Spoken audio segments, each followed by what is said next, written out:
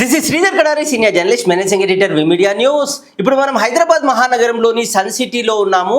ఈరోజు మనము హైకోర్టు న్యాయవాది బోదా లక్ష్మారెడ్డి గారిని కలవబోతున్నాము. ఆ తెలంగాణ రాష్ట్రంలోని ఉమ్మడి రంగారెడ్డి జిల్లాలో ఒక మారుమూల గ్రామంలో ఒక ప్రధాన ఉపాధ్యాయుడి కుటుంబంలో పుట్టి కష్టపడి చదువుకొని అమ్మ నుంచి, నాన్న నుంచి, గురువుల నుంచి స్ఫూర్తి తీసుకొని తాను న్యాయశాఖలో ఒక సాధారణమైన ఉద్యోగిగా తన జీవితాన్ని ప్రారంభించి న్యాయశాఖలో దాదాపు 41 సంవత్సరాలు అద్భుతమైన సేవలు అందించి సిబిఐ కోర్ట్స్ హైదరాబాద్కి చీఫ్ అడ్మినిస్ట్రేటివ్ ఆఫీసర్గా సేవలు అందించి పదవీ విరమణ పొందిన తర్వాత ఈ ప్రజలందరికీ న్యాయ సేవలు అందించాలనే ఒక లక్ష్యంతో హైకోర్టు న్యాయవాదిగా తన బాధ్యతలను స్వీకరించి ఈరోజు హైకోర్టులో అనేక సివిల్ క్రిమినల్ కేసులు వాదిస్తున్నారు హైకోర్టు లాయర్ బోదా లక్ష్మారెడ్డి గారు. ఆయన న్యాయశాఖలో 41 సంవత్సరాల అనుభవంతో ఈరోజు హైకోర్టు న్యాయవాదిగా ప్రజలకు సేవలు అందించేందుకు ఎలా ముందుకెళ్తున్నారు, హైకోర్టు న్యాయవాదిగా ఆయన అందిస్తున్న సేవలు ఏంటి, వాటి గొప్పతనం ఏంటి, ప్రత్యేకత ఏంటి అనేది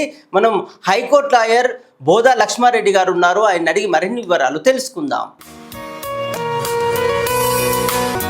నా పేరు బోదా లక్ష్మారెడ్డి. నేను ఇప్పుడు హైకోర్టు న్యాయవాదిగా ఎన్రోల్ అయ్యి సివిల్ అండ్ క్రిమినల్ ప్రాక్టీస్ చేస్తున్నాను. హైకోర్టుతో పాటు రంగారెడ్డి, హైదరాబాద్లో ప్రాక్టీస్ చేస్తున్నాను. నేను నా స్వగ్రామం కుమ్మెర గ్రామము, చెవెళ్ళ మండలు, రంగారెడ్డి జిల్లా. మా నాన్న పేరు బోదా నారాయణ రెడ్డి. అతను ప్రధాన ఉపాధ్యాయునిగా రిటైర్ అయ్యారు. మా అమ్మ అగ్రికల్చర్ చేస్తుండే, వ్యవసాయం పనులు చేసుకుంటూ హోంవర్క్ చేసుకుంటూ ఉండేది. అమ్మ పేరు బోదా బాలమణి. మా నాన్నగారు అసలు ఉద్యోగ ధర్మం నిర్వర్తించుకుంటూ, తన కుటుంబం చాలా పెద్దది ఉండేది. 2 అన్నదమ్ములు ప్లస్ 3 అక్కచెల్లెలు నుండి ఇంటికి పెద్దవాడు ఉండేవాడు. తన మీద భుజస్కంధాల మీద ఫ్యామిలీ మొత్తం వేసుకుని ఉద్యోగం చేసుకుంటూ వ్యవసాయ పనులు కూడా చేసుకుంటూ చాలా కష్టపడి ముందుకొచ్చాడు. ఆయననే నాకు స్ఫూర్తి, కష్టం అనేది ఎలా కష్టపడి ముందుకెళ్ళాలనేది. మా అమ్మ ఇంటికి పెద్ద కోడలుగా ఉండి ఒక కుటుంబాన్ని ఎలా చూసుకోవాలి, కుటుంబాన్ని ఎలా నడపాలి, అదేవిధంగా ఎవరికి అవసరం ఉన్న విషయాలలో ఎలా ఉండాలి అని చేసుకుంటూ, వ్యవసాయ కుటుంబం కాబట్టి వ్యవసాయం పనులు కూడా చేసుకుంటూ ఆ కుటుంబ భారణ పోషించుకుంటుండి మాకు అప్పుడే చిన్నప్పటి నుంచే మాకు ఒక దేవుణ్ణి ఎలా పూజించాలి, కొన్ని చిన్న చిన్న శ్లోకాలు కూడా నేర్పింది. మా అమ్మ చాలా శ్రద్ధతోని మమ్మల్ని పెంచింది. నేను ప్రైమరీ ఎడ్యుకేషన్ మొత్తం మల్కాపూర్, కందవాడ, ఆ తర్వాత 7th నుంచి ఇంటర్మీడియట్ వరకు Chevella ZPHS and college second batch మాదే. కాలేజ్ స్టార్ట్ అయినాక చేవెళ్ళలో జూనియర్ కాలేజ్లో ఇంటర్మీడియట్ చేశాను. ఆ తర్వాత ఇంటర్మీడియట్ చేసిన తర్వాత డిగ్రీలో నేను సిటీ కాలేజ్లో జాయిన్ అయిన తర్వాత before completion of the degree నాకు ఉద్యోగం రంగారెడ్డి జిల్లా కోర్టులో స్టెనోగ్రాఫర్గా ఉద్యోగం వచ్చింది. ఆ ఉద్యోగం వచ్చిన తర్వాత మళ్ళీ నేను ఉద్యోగం చేసుకుంటూ ఎక్స్టర్నల్గా BA డిగ్రీ కంప్లీట్ చేసుకొని అదేవిధంగా 1994-95లోనే న్యాయ పట్టభద్రునిగా కూడా ఉస్మానియా యూనివర్సిటీ చేశాను. నేను నా మొట్టమొదటి ప్రస్థానము 1983లో స్టెనోగ్రాఫర్గా పరిగి మ్యాజిస్ట్రేట్ కోర్టులో పనిచేశాను. ఆ తర్వాత నా స్వగ్రామమైనటువంటి చెవెళ్ళలో అక్కడ పనిచేశాను. ఆ తర్వాత వికారాబాద్ కోర్టులో పనిచేశాను. అక్కడ నుంచి హైదరాబాద్కు వచ్చి Hyderabad west and south court అని డిప్యూటీ నాజర్గా అక్కడ పనిచేశాను. అక్కడ తర్వాత మళ్ళీ నేను కోఆపరేటివ్ ట్రిబ్యునల్లో డిప్యూటేషన్ సర్వీసెస్ చేశాను. ఆ తర్వాత ప్రమోషన్ మీద సూపరింటెండెంట్గా ఇబ్రాహీంపట్నం కోర్టులో సూపరింటెండెంట్గా పనిచేశాను, సీనియర్ సూపరింటెండెంట్గా.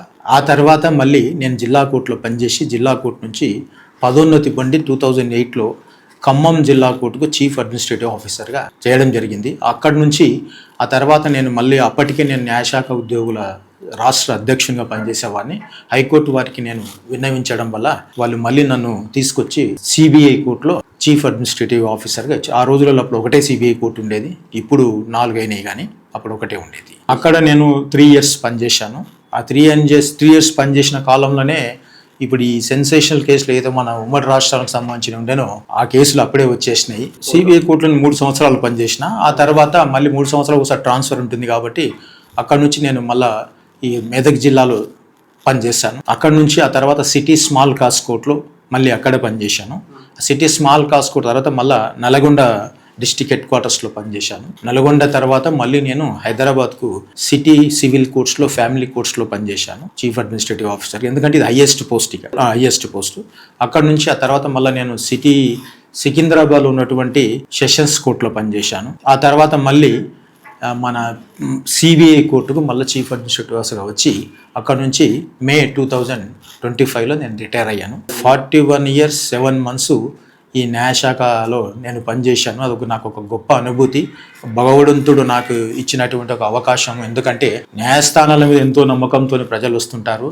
అలాంటి న్యాయస్థానంలో పనిచేయడం అనేది నా అదృష్టంగా నేను భావిస్తాను. అవును, అప్పుడు ఆ రోజులలో 97-98 ప్రాంతంలో మేము ఆ రోజులలో కోర్సు చాలా తక్కువ. హైదరాబాద్లో ముఖ్యంగా రంగారెడ్డి జిల్లా వ్యాస్ట్ ఎక్స్పెండ్ అయిన ఉండే, హెవీ వర్క్ లోడ్ ఉంటుండే. అయినప్పటికీ మేము పని చేసుకుంటూ వెళ్ళే వాళ్ళము. అట్ ది సేమ్ టైం కూడా ప్రత్యక్షంగా నేను ఈ కోర్టులో పని చేసుకుంటూ ఉన్నాను, కానీ నేను ఐఎమ్ ఓన్లీ ప్లేసింగ్ అథారిటీ ఉంటుంది కానీ డిసిషన్ మేకర్ ఉండకుంటుంది.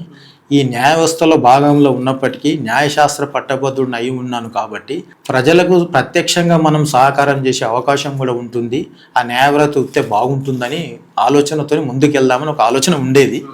ముందుకెళ్దామంటే నా వెల్విషర్ అయినటువంటి ఒక జిల్లా జడ్జి గారు ఒకరు ఏమన్నారంటే, అప్పటి బై దట్ టైం నాకు ఒక 12 years ఏదో సర్వీస్ అయినుండే, మళ్ళీ ఇంకా పెన్షన్ వస్తుంది కదా, కొన్ని రోజులు చేస్తే ఇంకో కొన్ని సంవత్సరాలు చేస్తే పెన్షన్ వస్తుంది కదా, ఎందుకు వెళ్తావని ఒక సలహా ఇచ్చాడు. నేను సరే అని అనుకొని ఆ రకంగా పోదాం అనుకునే ఈ లోపల నేను మా ఉద్యోగుల కోసం పోరాటాలు చేయడం జరిగింది, కొన్ని వాళ్ళ సమస్యల గురించి. దాంట్లో విలీనమైన తర్వాత అంచెలంచెలుగా నేను అప్పటికే ఇక స్టేట్ జనరల్ సెక్రటరీ అయ్యాను. ఆ జనరల్ సెక్రటరీ అయిన తర్వాత ఉమ్మడి రాష్ట్రానికి ఇక ఈ ఫీల్డ్లోకి వచ్చిన తర్వాత అక్కడ పోవాలని అనిపి నా ఉద్యోగుల కోసం నా ఉద్యోగ ధర్మం నిర్వర్తించుకుంటూ వేలాది మంది ఉద్యోగులకు ఇక్కడనే నేను సాయం చేస్తున్నా కాబట్టి దీన్నే భగవంతుడు నాకు ఇక్కడనే చేయమంటాను అనుకొని ఇక్కడనే చాలా సంతోషం అండి. చిన్నప్పుడు నేను మంచిగా చదువుకొని కష్టపడి ఏ ఉద్యోగమైనా విద్యుత్ ధర్మం నిర్వహించాలా, హార్డ్ వర్క్ చేయాలి, మంచి పేరు తెచ్చుకోవాలని మా నాన్నగారు చెప్పింది అదే. హార్డ్ వర్క్ చేయాలి, హానెస్ట్గా ఉండాలి. ఆ 2 పనులలో మీరు కరెక్ట్గా ఉంటే ఖచ్చితంగా మీకు భగవంతుడు అవకాశం ఇస్తాడు. ఎన్ని అవకాశాలు వస్తే దాన్ని సద్వినియోగం చేసుకొని అంచెలంచెలు ఎదుర్కొంటూ 10 మందికి ఉపయోగపడే విధంగా పని చేసుకుంటూ వెళ్ళాలని చెప్పేవాడు. అంటే నేను జాయిన్ అయినప్పుడు ఈ చీఫ్ అడ్మినిస్ట్రేటివ్ ఆఫీసర్ అనే పోస్టే లేకుండేది. ఈ పోస్టులని క్రియేట్ చేయడానికి నా ఉద్యోగ సోదరులందరూ కూడా నాకు నాయకత్వాన్ని అందించినందుకు నేను ఈ పోస్టులను అప్గ్రేడ్ చేయించేసేసి, ముందు స్పార్తూరులో షేరిస్తాదారు అనేవాళ్ళు, అది గెజిటెడ్ పోస్ట్ కూడా కాకుండా నేను పోరాడి అసోసియేషన్ తరఫున పోరాడి ఆ పోస్టులను అన్ని గెజిటెడ్ చేయించి on par with the RDO and DSP క్యాడర్కు స్కేల్స్ అప్గ్రేడ్ చేయించేసి ఆ చీఫ్ అడ్మినిస్ట్రేటివ్ పోర్టు క్రియేట్ చేశాను. ఆ క్రియేట్ చేసి ఆ పోస్ట్లో నేను దాదాపు 17 సంవత్సరాలు చీఫ్ అడ్మినిస్ట్రేటివ్ ఆఫీసర్గా పనిచేసినందుకు నాకు చాలా సంతృప్తి ఉంది. మొట్టమొదటిసారిగా నేను చెప్పాలంటే మాకు అనుభవం ఉంది కాబట్టి, ఎందుకంటే as a chief administrative officer and senior సూపరింటెండెంట్గా కోర్టులో చేసే ప్రతి పేపర్స్, క్రిమినల్వి కానీ సివిల్స్ కానీ కొత్త కేసులు వేస్తే వాటిని స్క్రూటినీ చేసేసి మెయింటైనబిలిటీ ఉందా లేదా, దానికి కోర్ట్ ఫీజు ప్రాపర్గా కట్టినరా లేదా, లిమిటేషన్ ఉందా లేదా, కాగ్నిజెన్స్ తీసుకోవచ్చా లేదా అని వీటన్నిటి మీద సిఆర్పిసి అండ్ సిపిసి మీద కొంచెం మాకు అవగాహన ఉంటుంది. ఆ టెస్టులు పాస్ అవుతాం కాబట్టి.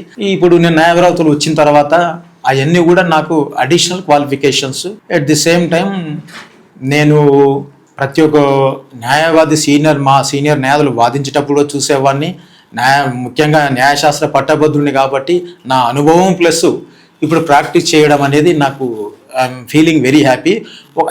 ముఖ్యంగా ఏంటంటే న్యాయవాదిగా చేయడానికి మొదటి కారణం కూడా ఒకటి ఏంటంటే, భగవంతుడు మనకు అన్ని రూపాల మంచిగా చూసిండు కాబట్టి పరోపకారం అనేది మా నాన్న చెప్పినట్టు చేయాలనే ఉద్దేశంతోనే నేను ఈ ప్రొఫెషన్లో దిగినాను. హైకోర్టు న్యాయవాదిన ముఖ్యంగా పేద వర్గాలకు న్యాయపరంగా వచ్చే ఇబ్బందుల గురించి నా తరఫున ఎంతవరకు చేయాలనో లిటిగెంట్స్కు వాళ్ళకు చేయాలనే ధర్మం ఫస్ట్, ఆ ధర్మంతోనే నేను ముందుకు వచ్చాను.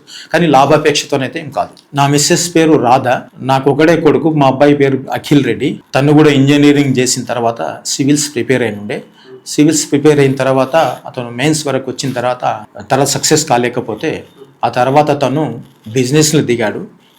దిగి నో ఈజ్ డూయింగ్ బిజినెస్ అన్నట్టు. నా కోడలు పేరు స్నేహ. అమ్మాయి సివిల్స్ సక్సెస్ అయ్యి తను ఇప్పుడు ఐఏఎస్ ఆఫీసర్గా ఒరిస్సా క్యాడర్లో పనిచేస్తుంది. నా కుటుంబ పరంగా ఆలోచిస్తే నా మిస్సెస్ రాధా కూడా, తను కూడా మంచి కుటుంబం నుంచి వచ్చింది. వాళ్ళ అన్నగారు కూడా సత్యనారాయణ రెడ్డి గారు అని సెక్రటరీలో డిప్యూటీ సెక్రటరీగా రిటైర్ అయ్యారు. మంచి education, she is also graduate. మంచిగా తను అర్థం చేసుకొని నేను చేసే మంచి పనులకు తను ప్రోద్బలం ఇచ్చేది. అప్పుడు నేను ముఖ్యంగా మలక్పేటలో ఉండేవాడిని. ఉన్నప్పుడు మనకు అంటారు కదా, దిల్సుఖ్నగర్ నుంచి వచ్చే నేషనల్ హైవే అది హైదరాబాద్కు ఆంధ్రాకు ఒకటే పెద్ద రోడ్ అంటే అది అందరు అక్కడ నుంచి వస్తారు. మొత్తం అటు నుంచి వచ్చే వాళ్ళంతా అక్కడ నెల్లూరు నుంచి సురువు చేస్తే శ్రీకాకుళం వరకు వచ్చేవాళ్ళు. నా ఉద్యోగ సోదరులు అందరూ అటు నుంచి వచ్చి నా ఇంటికి వచ్చేవాళ్ళు. వాళ్ళ సమస్యల గురించి డిస్కస్ చేసుకున్నాక హైకోర్టులో పోయి వాళ్ళ పోర్ట్ఫోలియో జడ్జెస్ ఆనర్ డిస్కస్ చేసి వాళ్ళ సమస్యల గురించి నేను రిప్రజెంట్ చేసి సాల్వ్ చేసాను ప్రయత్నం చేసేవాడిని. ఆ క్రమంలో వాళ్ళు మన ఇంటికి వచ్చినప్పుడు కూడా వాళ్ళు బాగా స్వీకరించేది. నేను ఏదో ఛాయ్ తాగిపించి అని చేపించి పంపించి చేసినా కూడా తను లంచ్ టైం వచ్చిరంటే కూడా అయ్యో ఇంతమంది వస్తే నీకు ఇబ్బంది, నేను మోమాటం పడ్డా కూడా తను మోమాటం పడకుండా నాకంటే ముందే వాళ్ళు భోజనాలు చేసిపోతారని మంచిగా భోజనాలు ఇటన్నీ చేసి పెట్టేసేది. నేను ఎక్కడ పోయినా కూడా కొన్ని సందర్భం నిజంగా చెప్పాలంటే టైం స్పేర్ చేయకుండా కూడా తను అడ్జస్ట్ అయిపోయి మంచి పనులు చేస్తుంది కదా 10 మంది, కానీ she cooperated well.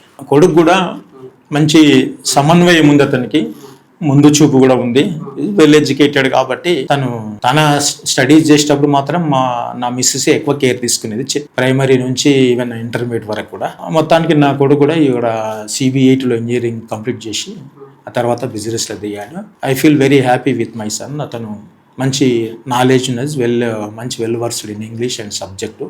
Is having very good general knowledge also because ఈ అపియర్డ్ ఫర్ సివిల్స్ ప్రిపేర్ అయ్యి అంతదాకా పోయింది కాబట్టి మంచి నా కొడుకుగా అతను ఐఎమ్ హ్యాపీ. కోడలు చాలా కష్టపడి పైకి వచ్చిన అమ్మాయి. షీజ్ ఎట్లా అంటే ఎదుటి వ్యక్తులను అర్థం చేసుకునే మనస్తత్వం ఉంది.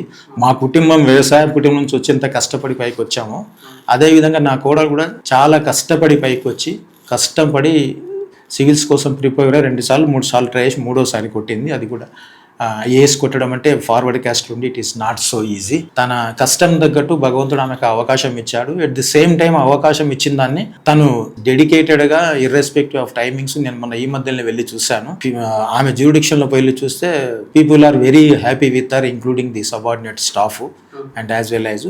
ముఖ్యంగా చెప్పుకోవాల్సింది ఏంటంటే తను ఆ స్టేజ్లో ఉన్నప్పటికీ కూడా she never feel that I'm an IAS officer. She move like a మనకు ఈ ఫ్యామిలీ రిలేషన్షిప్ ఎట్లుందో దాని పరంగా ఎంత మర్యాద ఇవ్వాలి, ఎంత చక్కగా ఉండాలి.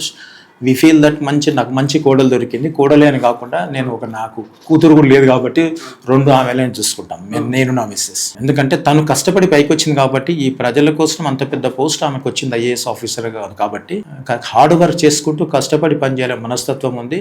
I hope she will be in a good position with great respect with the public and officials. ఎవరికైనా నా విజయాల ముందు తల్లిదండ్రులు, ఆ తర్వాత నా భార్య, ముగ్గురు అనుకోవచ్చు. ఎందుకంటే నా భార్యగా నాకు వెన్నంటి ఉండి నాతో పాటు ఉండడం సహకరించడం తనైతే, తల్లిదండ్రులు నాకు నేర్పినటువంటి విద్యా బుద్ధులు, తర్వాత నా గురువు.